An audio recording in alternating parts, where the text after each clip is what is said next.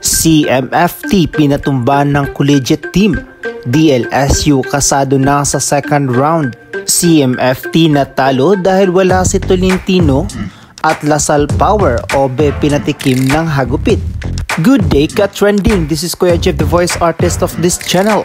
Pero bago natin yan pag-usapan ay huwag mong kalimutan mag-subscribe and click the notification bell para maging updated ka sa latest Pilipinas volleyball trends.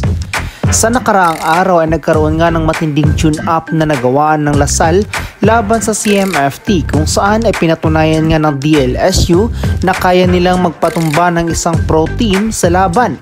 Ayon nga sa mga insiders na pinadapa ng DLSU ang CMFT in 5 sets sa score na 25-14, 28-25, 25-9, 17-25 at 16-14. Nabiguman dito ang CMFT sa laban nito kontra sa DLSU ay marami naman ang humanga sa kanilang tune-up game.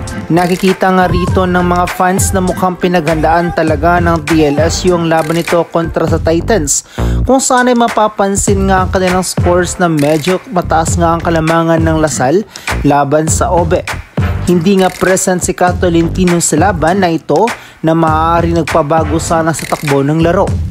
Although kompleto naman ang players ng Lasal with Canino, Lapot at Gagate na alam naman nating very lethal sa panig ng lumots. At kahit sabihin pa natin na hindi kompleto ang CMFT, ngunit kahit wala pa ang isang start player sa kanilang kupunan ay present pa rin naman sina Rondina, Madayag, Alva at ang Ponce na maaasahan sa laban. This tune-up game will serve as a momentum changer sa bawat teams but in a positive side. Lasal will have their moral sa laban nito sa UAAP dahil hamakin mong isang pro level nga ang pinatumba nito sa laban. Titans is not an easy team dahil nasa kanila nga momentum ngayon sa PVL na may chance sa makasilat ng championship title.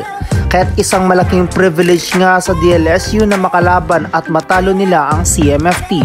While on the other side, kilala naman natin ang CMFT on how they fight during a real game at kung paano nito tinatapos ang kanilang laban. Marami na nga pinatunayan ang Titans during their tight match kung paano nito nalulusutan ng kanilang mga bigating club team sa PVL.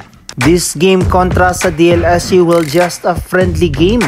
Mas magkakaroon nga sila ng idea sa kung anong magiging tactics nila kung matatangkad at malalakas ang kanilang makakalaban. Talo man sila sa tune-up na ito ay marami naman silang naiuwing learning sa laban na ito kontra sa DLSU. Mga ka-trending, nagulat ka ba sa ipinakitang result ng tune-up game ng DLSU at CMFT? Sa tingin mo ba ang patunay lang ito na mahina pa talaga ang Titans? May komento ka pa ba dito? So that's it for this video ka-trending. Do not forget to subscribe and click the notification bell para maging updated ka sa latest ganap ng volleyball sa Pinas. Thanks for watching and bye for now!